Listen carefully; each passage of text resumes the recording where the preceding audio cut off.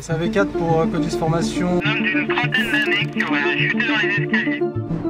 Dans le département, on a une réponse assez positive des sapeurs-pompiers volontaires. Il y a eu la période effectivement de confinement où nombre d'entreprises ont été à l'arrêt, ce qui fait qu'on avait une grosse disponibilité du volontariat.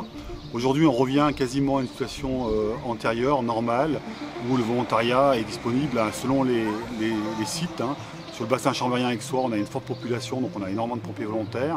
En revanche, sur d'autres secteurs comme la Vendée savoyarde ou les vallées, que ce soit la moyenne ou la tarentaise, on a moins de population et du coup moins de pompiers volontaires. Mais je pense qu'on a franchi cette période difficile de façon correcte avec un vrai investissement des pompiers volontaires qui était vraiment présent au sens disponible, pas en caserne puisqu'on a aussi joué le jeu de la distanciation, mais grâce à leurs appareils sélectifs, ils étaient disponibles H24 pour faire face aux besoins. Donc effectivement, il y a un besoin toute l'année de recruter des sapeurs-pompiers volontaires.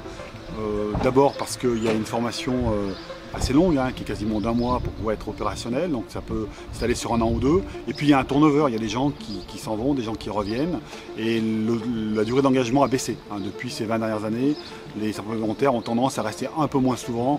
On est plus aujourd'hui autour des 10-11 ans, et il y a 20 ans, c'était 20-25 ans. Alors là, on est sur le 2e module de prise en charge de victimes. À la fin du stage, ils seront capables de monter dans un véhicule de secours, dans une ambulance.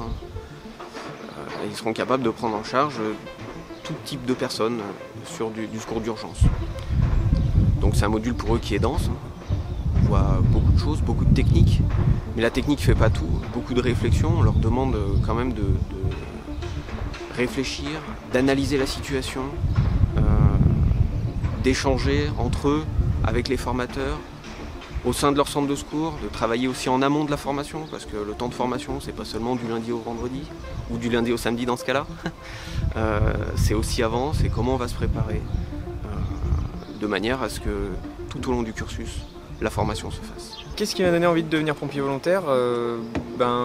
Déjà la notion de service, à la nation entre guillemets.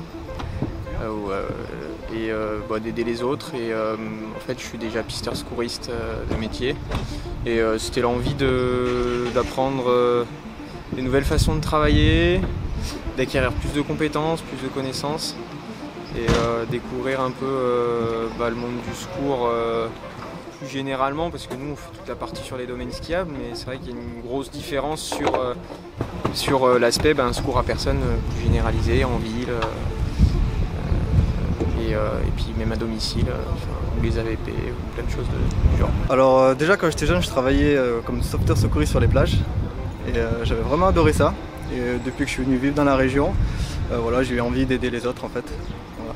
Puis j'ai un petit enfant, je viens d'être papa et puis j'ai envie de donner le bon exemple aussi.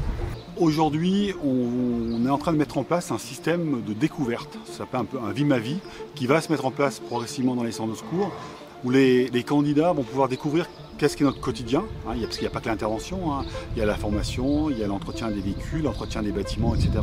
Pour qu'il y ait un vrai échange, pour que nous connaissions bien le futur sapeur-pompier et que le candidat, donc le futur sapeur-pompier également, connaisse bien l'ensemble des facettes des interventions, mais aussi de tout ce qu'il y a autour. C'est un engagement, il faut de la disponibilité, il faut également de la motivation. Aujourd'hui, on a élargi les périodes d'engagement, donc dès 17 ans jusqu'à quasiment 60 ans, on peut s'engager comme pompier volontaire, donc c'est pas obligé d'être jeune, tout le monde peut se présenter à un centre de secours. Et puis la partie secours à personne, la partie incendie, la partie opération diverses, c'est plein de métiers différents au sein d'un même métier. Et du coup, on peut être attiré par l'un ou par l'autre. Et je pense qu'il y a vraiment, pour tous, une possibilité de s'épanouir et de se rendre utile au service de la population.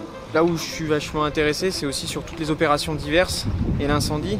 Du coup, c'est un monde que je découvre totalement pendant la formation et plus je le découvre et plus je le trouve intéressant, divers et varié et enrichissant. À cause de la période actuelle, on n'a pas forcément organisé de portes ouvertes au printemps, d'habitude il y en a beaucoup, mais dès que les portes ouvertes vont se mettre en place, ou des cérémonies, ou parfois même, ça peut être le téléthon, ça peut être des choses qui sont faites localement, suivez l'actualité et puis présentez-vous auprès des pompiers, ou allez directement au centre de secours le plus proche de votre domicile pour vous renseigner plus.